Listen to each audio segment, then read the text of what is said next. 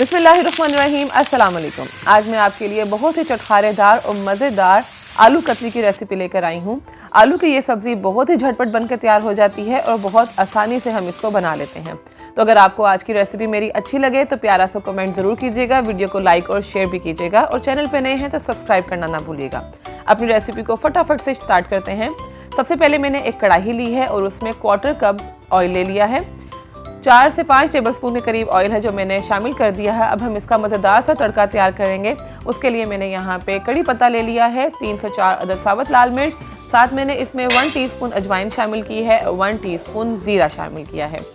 जब इसमें से ज़ीरा और अजवाइन कड़कने की आवाज़ आने लगे तो इसमें हम आलू शामिल कर देंगे। तकरीबन 3 पाव के करीब आलू थे जिनको मैंने इस तरह से कतलियों की शेप में काट लिया था।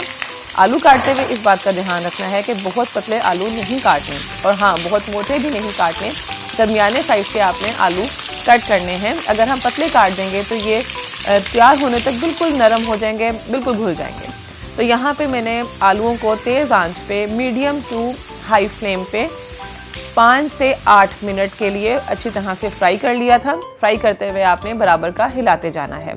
जब आलूओं को थोड़ा थोड़ा ब्राउन कलर आने लगे तो हम इसमें कुछ सूखे मसाले शामिल करेंगे, जिसमें हस्बे ज़रूरत नमक, 1/2 टीस्पून कश्मीरी लाल मिर्च, 1 टीस्पून कुटी हुई लाल मिर्च, 1 टेबलस्पून कुटा हुआ सूखा धनिया, 1 टीस्पून ज़ीरा पाउडर और साथ इसमें जाएगी 1/2 टीस्पून हल्दी। इन सब सूखे मसालों को शामिल करने के बाद हम मीडियम टू लो फ्लेम पे आलूओं को भून लेंगे। यहाँ पे हमने आंच तेज़ नहीं रखनी, वरना ड्राई जो मसाले हैं वो सारे एकदम से जलना शुरू हो जाएंगे। तो हल्की आंच पे हम इन सब चीज़ों को अच्छी तरह से 2 से 3 मिनट के लिए मिक्स कर लेंगे। बराबर का आपने साथ साथ हिलाते जाना है ताकि हर तरह से मसाले जो है ना आलूओं के साथ मिक्स हो जाएं। तो आप ये देख सकते हैं कितना प्यारा सा कलर आलूओं को आना शुरू हो चुका है। बहुत ही मज़े की ये रेसिपी है, ज़रूर ट्राई कीजिएगा। अब हम इसमें शामिल कर देंगे प्याज। 2 अदद मीडियम साइज़ के प्याज मैंने बारीक काट लिए थे गोल शेप में और इनको ऐसे अलग कर लिया था। प्याज शामिल करने के बाद हम इनको अच्छी तरह से मिक्स कर लेंगे। मीडियम फ्लेम पे अब हमने प्याजों को आलूओं के साथ मिक्स कर लेना है। अब आप चेक कर सकते हैं कि आलू यहाँ पे तकरीबन 60 to 65% तक गल चुके हैं। इसमें पानी वगैरह शामिल करने की ज़रूरत नहीं है। अब मैं इसको 3 से 4 मिनट के लिए दम लगा दूंगी ताकि आलू में जो अगर कोई कसर है वो पूरी तरह से नहीं गले हुए तो वो अच्छी तरह से गल जाए। 3 से 4 मिनट के बाद मैं इसमें शामिल कर दूंगी 1 टीस्पून चाट मसाला। आप यहाँ पे नींबू का रस भी शामिल कर सकते हैं, इससे ये बहुत चटपटे और चटखारेदार बन जाएंगे।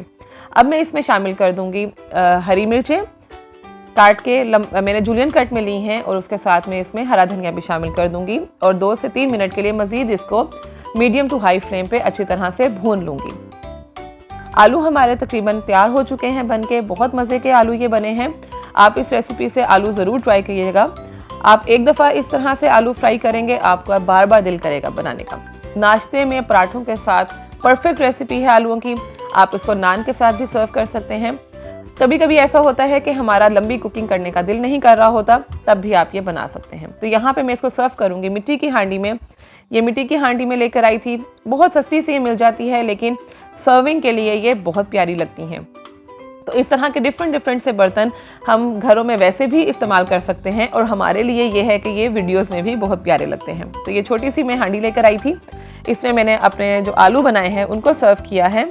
बहुत ही प्यारी मुझे ये लग रही थी। आपको कैसी लगी है ये हांडी, मुझे कमेंट बॉक्स में ज़रूर बताइएगा।